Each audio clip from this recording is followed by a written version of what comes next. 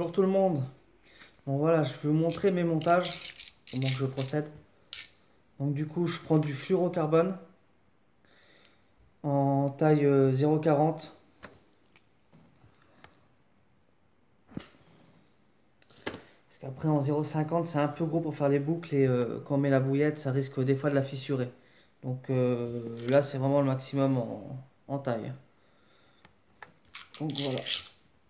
Donc je prends une certaine longueur quand même, une bonne longueur. Après, je prends mon hameçon. Donc moi, j'utilise Solan, les curves crank en taille 6 de chez Corda. Ils sont pas mal ceux-là. C'est très rare que je décroche le poisson avec. Donc je passe mon fil par le dessous qui remonte au-dessus de l'hameçon.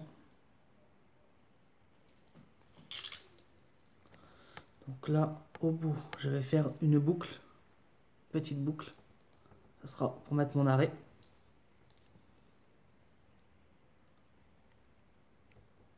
Scalaire. Ah. Voilà. Hop, une petite boucle. Je vais prendre mon truc là pour le tendre. Voilà. Je vais couper l'excédent. Hop, voilà. Maintenant, je vais présenter ma bouillette. Donc là, je prends une bouillette au hasard. Hein. Voilà, ça est en 20 mm. Hop là. Je vais mettre mon arrêt.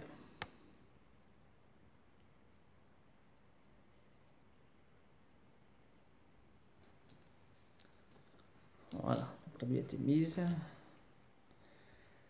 L'hameçon, je le présente. Donc vu que c'est du fluoro, là que c'est pas de la tresse, donc ce que je vais faire, je vais faire toucher ma bouillette au niveau de l'arrondi. Voilà, à ce niveau-là. Au niveau de l'arrondi. Voilà, c'est la bonne distance pour la bouillette. Je vais couper mon fil. Hop. Donc là, je vais faire à peu près 6 tours. 1, 2, 3, 4, 5, 6. Et je vais passer dans l'anneau. Hop, par le haut. Voilà. Impeccable.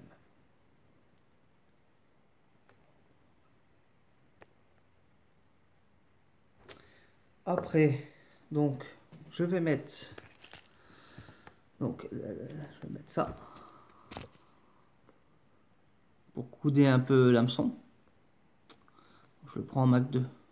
Il est pas trop mal celui-là. Il est facile, ils sont faciles à mettre. Les Fox sont un peu plus raides à mettre, c'est un peu plus galère. Mais les Mac 2, ils vont très bien. Ils se mettent facilement. Donc voilà, je vais le mettre là.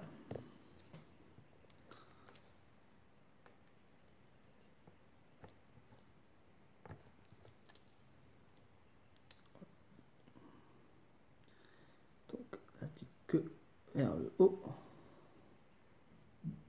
Voilà. Là, je l'ai mis.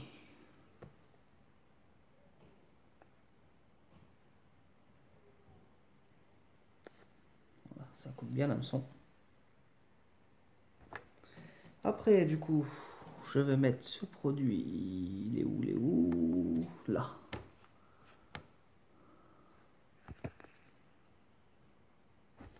Donc, je vais le passer dans mon fil.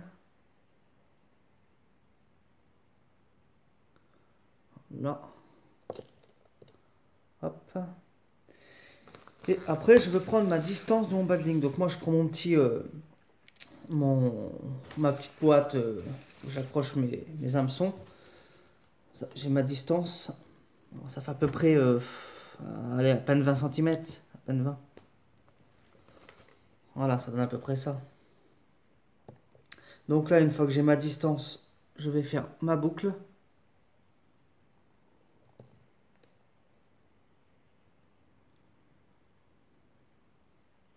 Ça l'a coupé. Donc j'en étais à... Je vais faire ma boucle, donc du coup j'ai fait ma boucle. Donc je mets mon rayon après dessus, donc j'ai fait la boucle. Et je viens positionner. Voilà.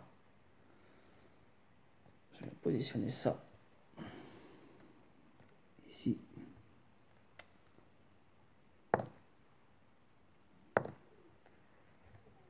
Comme ça. Et voilà. Mon montage est fini.